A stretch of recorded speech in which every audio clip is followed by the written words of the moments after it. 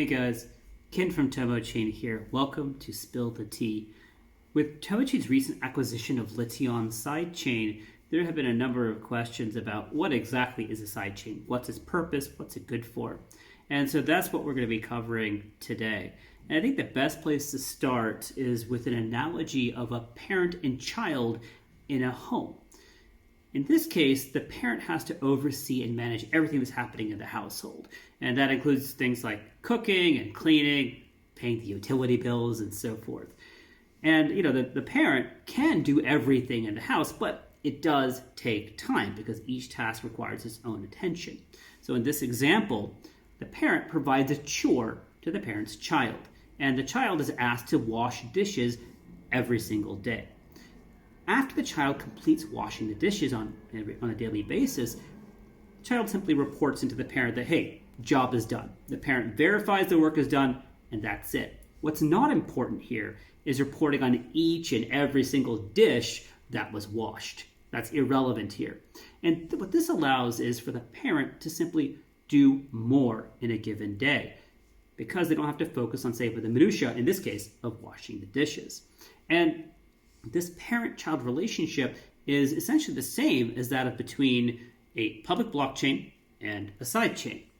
Sidechains are specialized platforms that offer a place to offload specific work for specific use cases. And so the core reason why sidechains are really coming into existence is because we're starting to see greater use of public blockchain, which is resulting in higher gas fees. I think we've all faced that recently, particularly this past year with the excessive amount of yield farming that was taking place.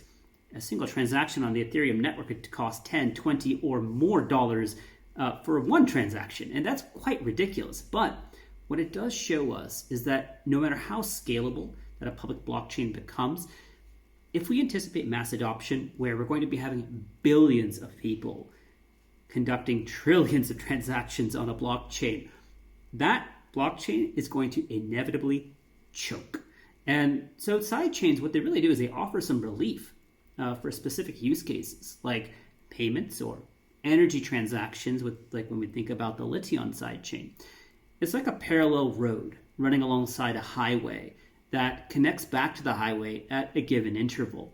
And so when we think about sidechains from a composition standpoint, they're really just like any other blockchain. They have their own validators, their own tokenomic structure. But what it does is essentially the sidechain, acting like its own blockchain, it processes multiple transactions. And then it batches those transactions together.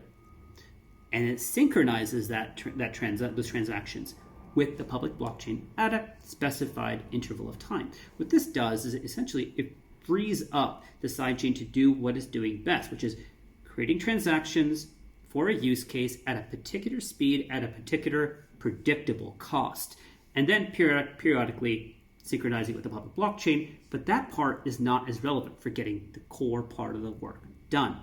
That's the key. Now, the main downside of any sidechain is that with every use case, you do need to spin up a whole new set of validators for every sidechain use case. The setup fees can be costly. It also requires you to have to maintain and supervise each of these sidechains. However, it offers a lot of versatility. When you think about a public chain, if you want to have mass adoption, it needs to have a generalized set of rules. It can't have very specific rules that sidechains can have. For example, you can have a sidechain that is purely permissioned, not permissionless.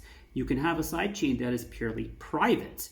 And like in the case with Lition, you can have a sidechain that also allows for deletable data. If you want a mass adopted public chain, you cannot have deletable data on it by nature, right? So sidechains really are quite versatile and quite useful outside of just being scalable. And so what I hope is when we think about sidechains moving forward and we think about use cases, that this video has given you at least a brief introduction and a brief insight into why sidechains matter and why they'll likely matter even more as we move down the road, irrespective of how many TPS that a blockchain can do, whether it's using one technique, sharding, or whatever it might be. at some point we're going to need to find a way to scale things up for specific reasons and for specific use cases. So if you have any questions, please feel free to leave them in the comments. And as always, if you like what you're seeing, please like and subscribe. I'll see you the next time. Hope you're doing well. Thank you very much.